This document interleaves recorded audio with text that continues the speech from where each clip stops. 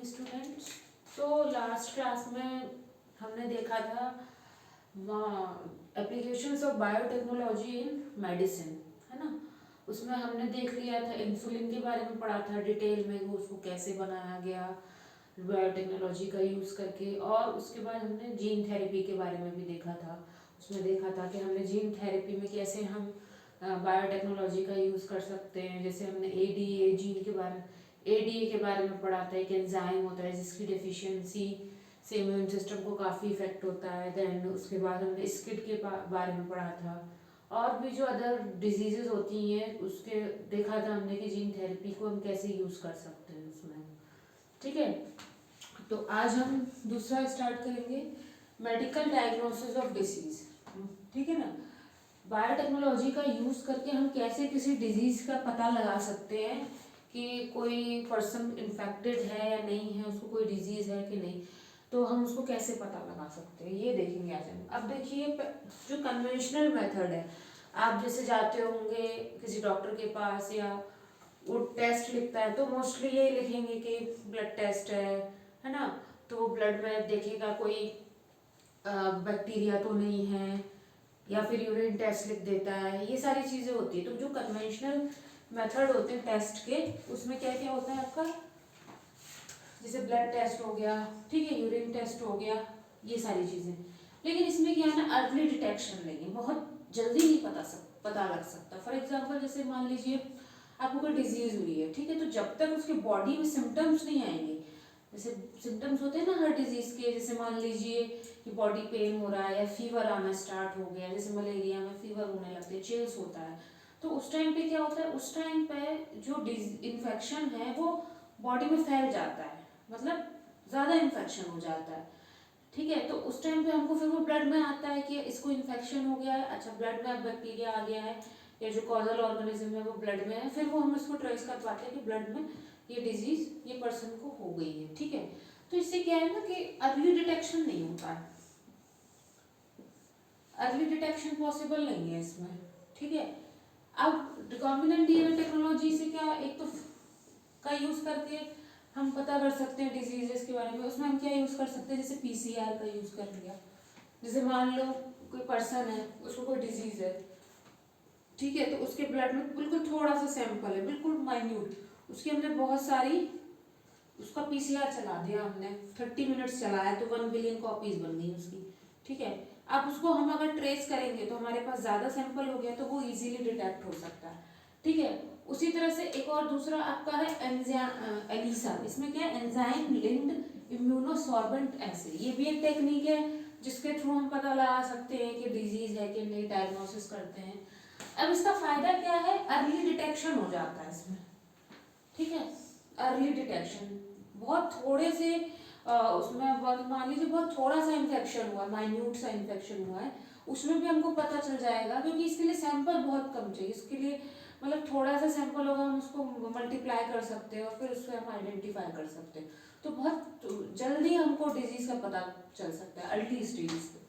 ठीक है, और इसके बाद हम इसमें क्या कर सकते हैं, कंस्ट्रक्शन ऑफ प्रोब। ठीक है, हम प्रोब बना सकते हैं। अब प्रोब क्या होते हैं, मान लीजिए ये आपका कोई बैक्टीरिया, उसका डीएनए है, ठीक है। अब इसमें हमने क्या किया है ना, इसके कॉम्प्लीमेंट्री हमने कोई प्रोब बना लिया, ठीक है, और उस प्रोब में हमने फ्लोरोसेंट डाई लगा दी, मतलब वो चमकेगा।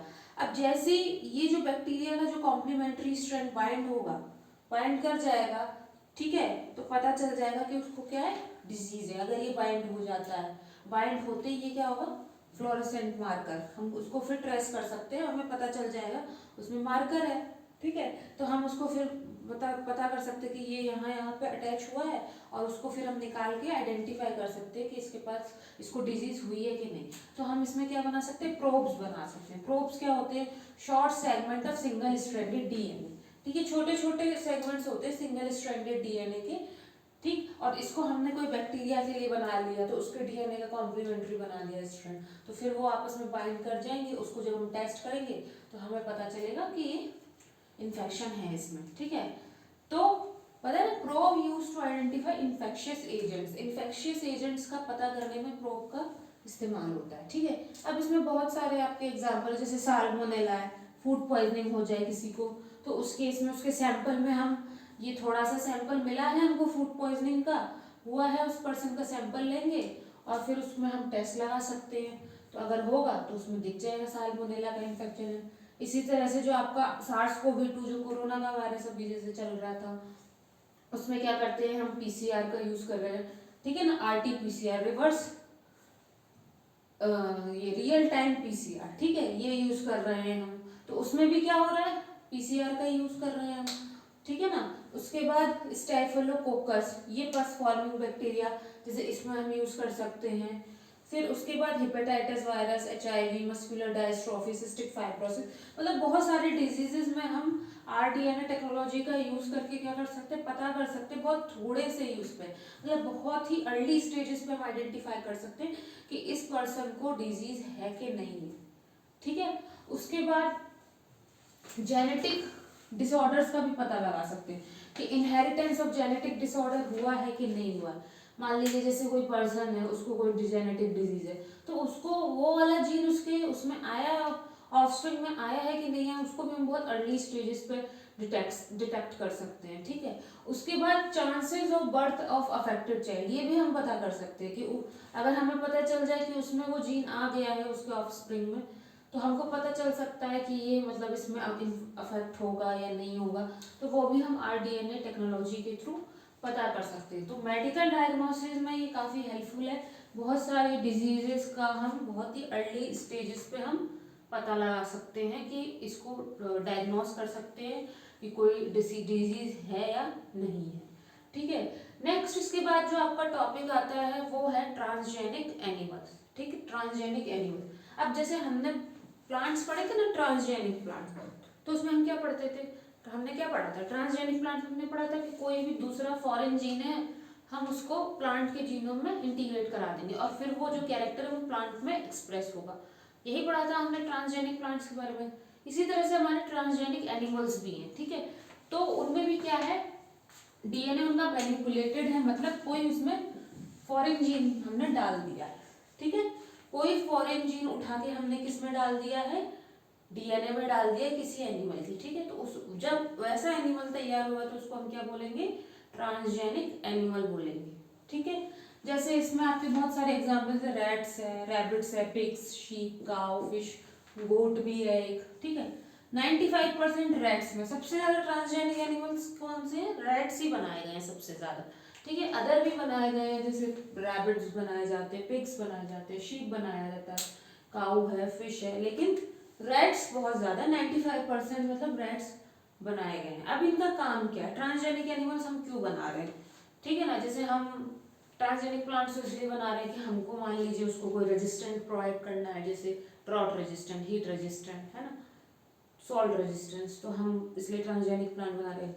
हमको कोई उसमें स्पेशल कैरेक्टर डेवलप करना है, यील्ड बढ़ानी है, डिजीज से रेजिस्टेंस करना है, पैथोजन से रेजिस्टेंस करना है, इसलिए हम ट्रांसजेनिक प्लांट्स बनाते हैं। लेकिन एनिमल के केस में हम क्यों ट्रांसजेनिक एनिमल्स बनाते हैं, तो देखिए इनका पर्पस क्या है, study physiology, development, gene regulation, मतलब हम उनकी स्टडी करके, ट्रांसजेनिक एनिमल्स जब हम बनाएंगे तो उसमें हम स्टडी कर सकते हैं बहुत सारी चीजें, जैसे हम फिजियोलॉजी जान सकते हैं, है ना, फिजियोलॉजी जो भी बॉडी के अंदर प्रोसेसेस चल रही हैं, ठीक है ना, बॉडी के अंदर जो भी मेटाबॉलिक प्रोसेस चल रही है वो हम उसकी स्टडी कर सकते हैं, उनका डेवलपमेंट कैसे हो रहा है वो हम देख सकते हैं, ठीक है। एक मशीन है, उसमें हम किसी एनिमल की ग्रोथ करा रहे हैं, तो हम उसका पूरा डेवलपमेंट देख सकते हैं, वो किस तरह से बढ़ रहा है, कौन सा ऑर्गन कैसे बन रहा है, ठीक है, वो सारी चीजें हम ऑब्जर्व कर सकते हैं।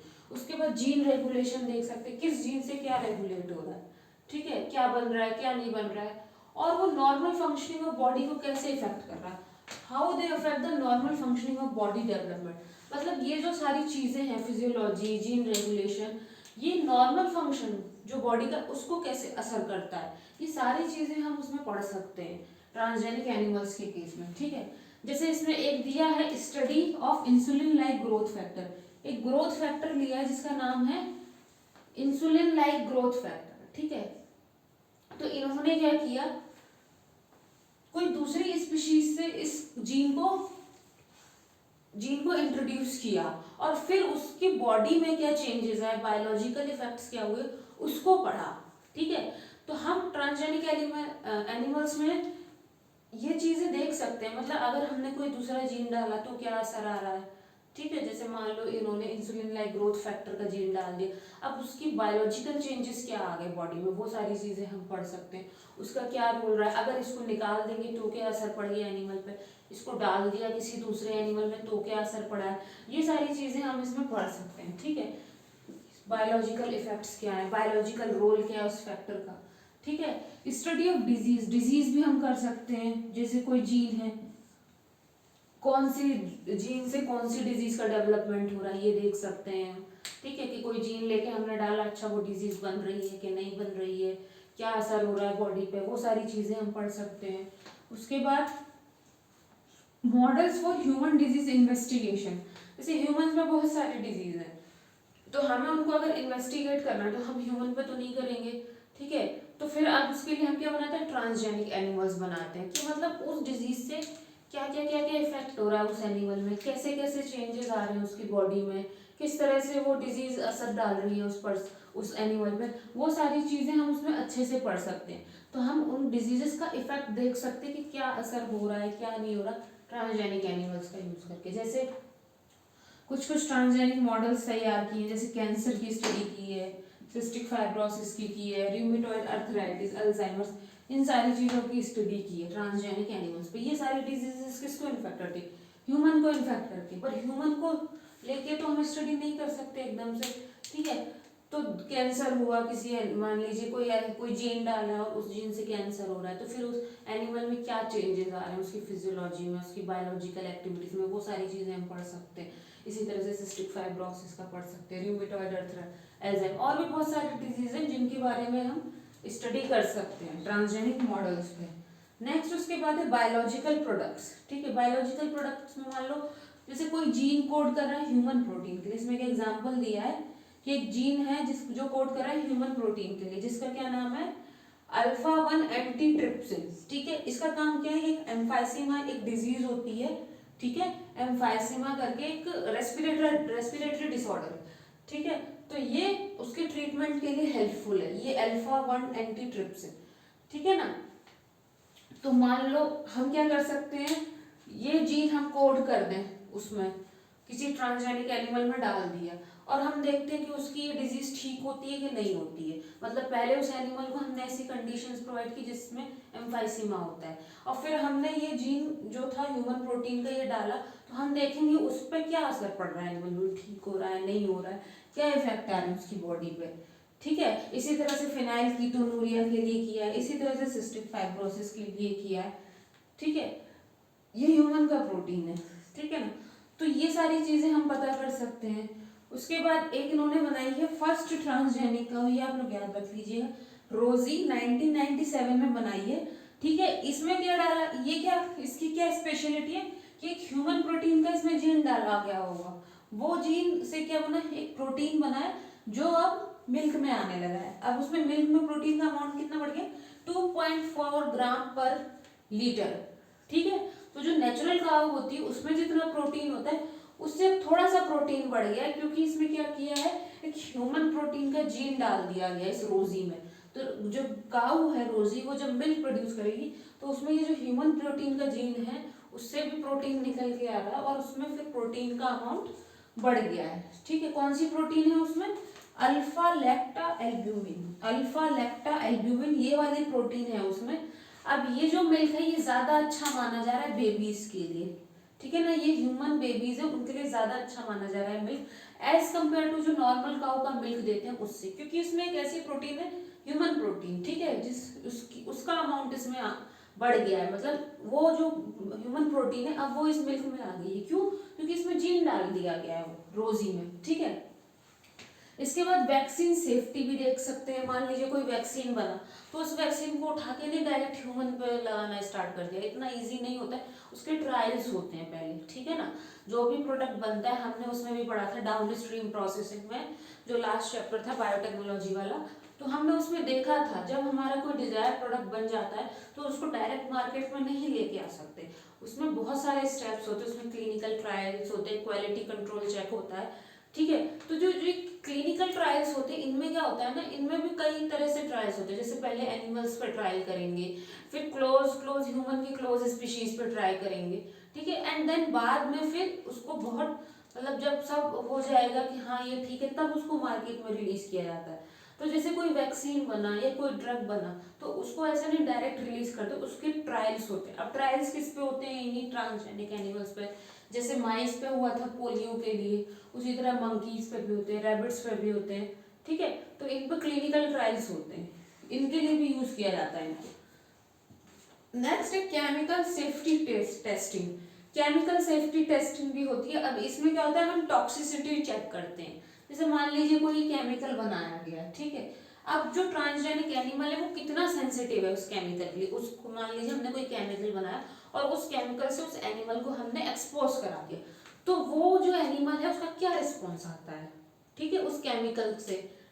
वो हम उसको एलर्जी हो रही है या कोई बॉडी में कुछ डिजीज डेवलप हो गई या फिर उसकी डेथ हो गई, मतलब वो कितना टॉक्सिक है या क्या इफेक्ट डालता है उस एनिमल पे, वो भी हम इसमें स्टडी कर सकते हैं। तो केमिकल सेफ्टी टेस्टिंग ये भी देखा जाता है, ठीक है। इसमें हम एक्सपोज कर देते हैं उस टॉक्सिक सब्सटेंस से या केमिकल से और फिर उसका असर देखते हैं कि उस एनिमल पे क्या आ रहा है, ठीक। तो ये आपका ट्रांसजेनिक एनिमल्स के बारे में है और मेडिकल डायग्नोसिस ऑफ डिजीज के बारे में, ठीक है।